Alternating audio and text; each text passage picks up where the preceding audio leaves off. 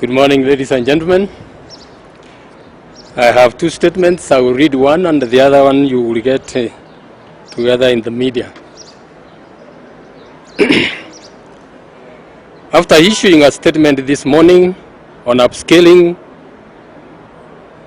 open court operations without compromising the Ministry of Health guidelines on combating the spread of COVID-19, it is imperative that I advise Kenyans on the state of our case backlog, which has now been exacerbated by the downscaling of the court operations during this period of pandemic. It is important that Kenyans understand that even as the courts begin to upscale operations to include in-person operations, they will find extremely congested court diaries and dockets. The backlog of cases has built up quite aggressively since March 15th this year. Fellow Kenyans, the numbers of cases pending before our courts and the number of judges we have in our superior courts make for a grim reality for those of you who will be filing cases before our courts, especially in Nairobi, in the coming days. If you file a land case in the Environment and Land Court at Milimani, Nairobi today, the earliest your case will be heard is in 2022.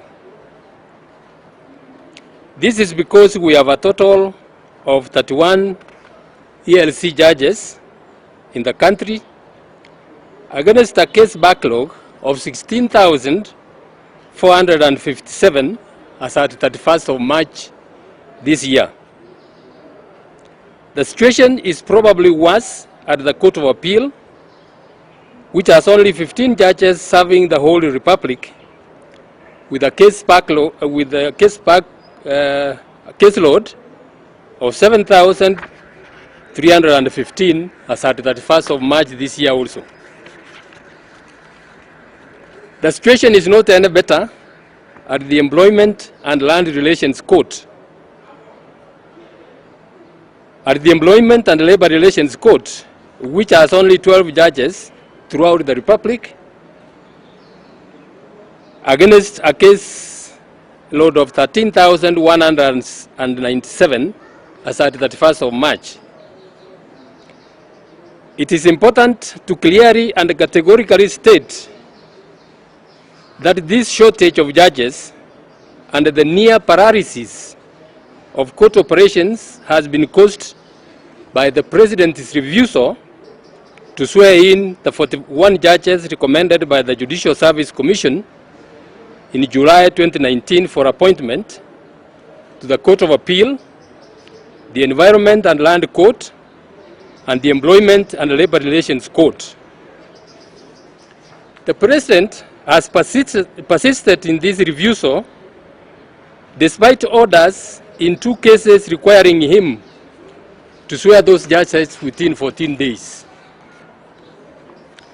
In the cases, petition number 427 of 2019 and petition number 369 of 2019, the President argued through the Attorney General that he refused to swear in the nominated judges because he had information that some of them have integrity issues.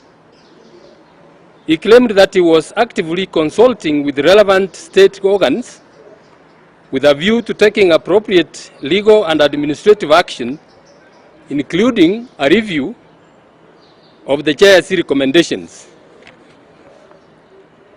The 2 courts rejected those arguments and held that the JSC's decision recommending persons for appointment by the President as judges is not subject to review, reconsideration, or a second guessing by the President. Once the JSC makes recommendations, the President has no option but to formalize the appointments. The court ruled that the President cannot change the list, review it, or reject some names. He cannot decide to cherry-pick from the list of nominees.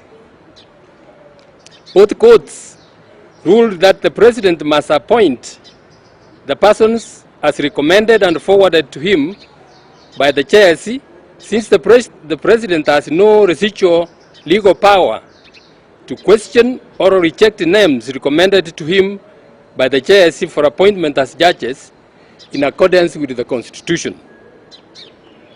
The Constitution does not donate any mandate to the President to perform any other act upon receipt of the names recommended by the JSC except to appoint them. Both courts categorically held that the refusal by the President to appoint the 41 judges was a grave violation of the Constitution. Having reached that decision, the court in petition number 369 of 2019, consisting of 5 judges, directed the President to appoint those judges within 14 days. The Attorney General, as is now his practice, filed notices of appeal, but he has not done anything to prosecute appeals, if any, from those decisions. Neither has he obtained any stay of execution in either of those cases. The legal position, therefore, is that the President is obliged by the 2 court-valid orders to appoint the 41 judges within 14 days of the decisions of those 2 courts. The President's disregard of orders does not bode well for our constitutional democracy and is potentially a recipe for anarchy. Besides the court orders, I have challenged the executive to table before the JSC the alleged information of lack of integrity it has against some of the 41 nominees. Some of the individuals the executive claims to have adverse information against are serving judges. If the executive's allegations are true, these persons should not then be serving as judges. However, no evidence whatsoever has been availed to the JSC, both during the interviewing process and after. Unfortunately, this disregard of court orders by the President is part of the pattern by the executive. It is important to remind Kenyans that in addition to these 2 specific orders, the executive routinely disregards court orders. For example, despite an existing court order, the government recently evicted over 1,000 families from the Kariobangi area of Nairobi, all in the midst of the COVID-19 pandemic. Additionally, the government has willfully neglected to settle dozens of court decrees issued by various courts against the government. These court decrees amount to almost 1 billion by conservative estimates. And they go back several years. It's not recent, they go back several years. Many of these decrees arise from personal injury claims by victims of road traffic accidents caused by government vehicles. In some of these cases, the victims have suffered paraplegic injuries. Yet, the government has failed to settle these decrees because they cannot afford to pay for nursing care. Some are carried, I'm told, by their grandchildren to bask in the sun and at times forgotten to be rained on out there. Attempts to compel the accounting officers in the relevant ministries are always rebuffed with the contemptuous utadu attitude. How can we expect God to bless our nation when we are so callous to the most desperate in our society? There are many other court decrees and orders which require the assistance of police to execute, which have been neglected and disobeyed. As a result, many decree holders are unable to realize the fruits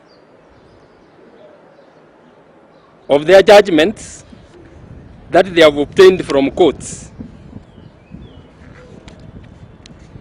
Your Excellency, I want to address the President personally. Your Excellency, you know I have respect for you as our President, and I have told you that. You also know that I have, for a long time now, unsuccessfully sought an appointment to discuss this issue with you, leaving me with no option but to raise the matter through this public statement. It will be at the direction of my duty if I do not raise Wanjiku's agonies in my domain. At least let her know that I share in her frustrations. It is for this reason that I must remind you, Your Excellency, that you swore to defend and uphold the Constitution and the laws of Kenya. The Constitution, as the two multi-judge court cases held, requires you to appoint judges recommended to you by the JSC, which you have refused to do. The laws of this country include valid court orders. It therefore behoves you to appoint the 41 judges recommended for appointment by the JSC as ordered by the court without any further delay.